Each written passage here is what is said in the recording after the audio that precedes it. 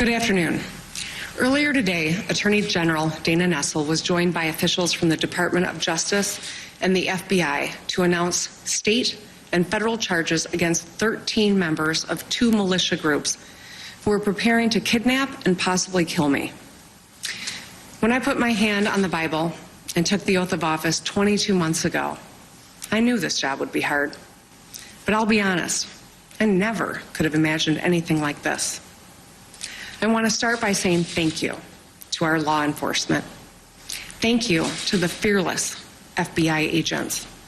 And thank you to the brave Michigan State Police troopers who participated in this operation, acting under the leadership of Colonel Joe Gasper. I also want to thank Attorney General Nessel and the U.S. Attorneys Burge and Schneider and their teams for pursuing criminal charges that hopefully will lead to convictions, bringing these sick and depraved men to justice. As a mom with 2 teenage daughters and 3 stepsons, my husband and I are eternally grateful to everyone who put themselves in harm's way to keep our family safe. 2020 has been a hard year for all of us. Hard for our doctors and nurses and truck drivers, grocery store workers. It's been hard for the teachers and students and parents. Hard for those who have had to stay isolated to stay safe. And it's not over yet. But here's what I know. We're Michiganders. We have grit, we have heart, and we are tough as hell. We made it through the Great Recession. We made it through auto bankruptcies. We made it through floods and polar vortexes. But none of us has faced a challenge like COVID-19, not in our lifetimes. I've said it many times, we are not one another's enemy. This virus is our enemy, and this enemy is relentless. It doesn't care if you're a Republican or a Democrat, young or old, rich or poor. It doesn't care if we're tired of it. It threatens us all, our lives, our families, our jobs, our businesses, our economy. It preys on our elderly and medically vulnerable residents. And it has exposed deep inequities in our society. This should be a moment for national unity, where we all pull together as Americans to meet this challenge head on with the same might and muscle that put a man on the moon. Seeing the humanity in one another and doing our part to help our country get through this.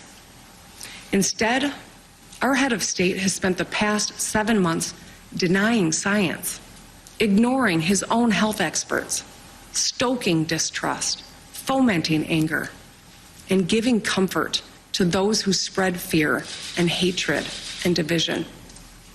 Just last week, the President of the United States stood before the American people and refused to condemn white supremacists and hate groups like these 2 Michigan militia groups. Stand back and stand by, he told them. Stand back and stand by. Hate groups heard the president's words not as a rebuke, but as a rallying cry, as a call to action. When our leaders speak, their words matter. They carry weight. When our leaders meet with, encourage, or fraternize with domestic terrorists, they legitimize their actions, and they are complicit. When they stoke and contribute to hate speech, they are complicit. In 1981, President Ronald Reagan spoke to the NAACP's annual convention, and his comments stand in sharp contrast to what we have seen on the national and state level from his own beloved party in 2020. He said, "A few isolated groups in the backwater of American life still hold perverted notions of what America is all about." Recently, in some places in the nation, there's been a disturbing recurrence of bigotry and violence. Then Reagan sent a direct message to those who still adhere to senseless racism and religious prejudice. "You are the ones who are out of step with our society," he said. "You are the ones who willfully violate the meaning of the dream that is America. And this country because of what it stands for will not stand for your conduct. So let me say this loud and clear. Hatred, bigotry, and violence have no place in the great state of Michigan. If you break the law or conspire to commit heinous acts of violence against anyone, we will find you, we will hold you accountable, and we will bring you to justice. For the past 7 months, I've made tough choices to keep our state safe. These have been gut-wrenching decisions no governor has ever had to make. And I get it. Life has been hard for us all.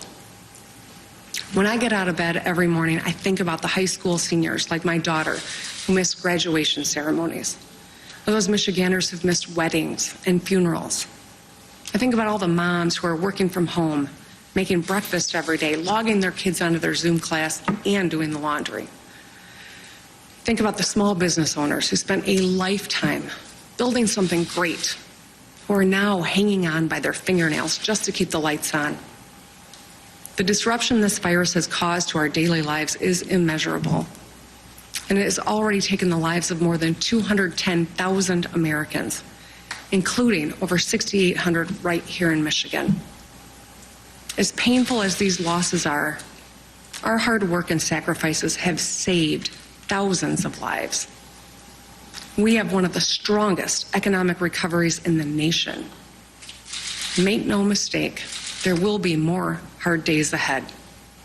But I want the people of Michigan to know this.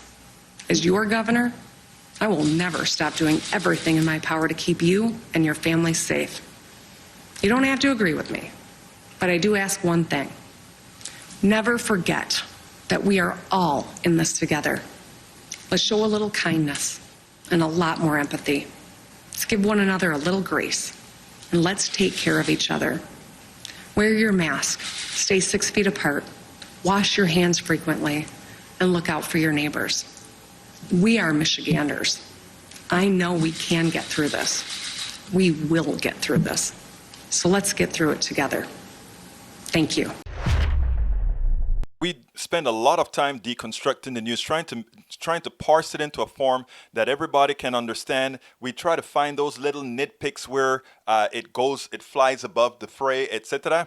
If you really like these videos that we do, I want to ask a big favor. Please go ahead. Number 1, subscribe to our channel. And number 2, please join if you can. Thank you so kindly for watching. Keep watching. Please remember to share. We must populate the entire internet with our progressive message, a message that we know is what most Americans say that they want. So help us, please join.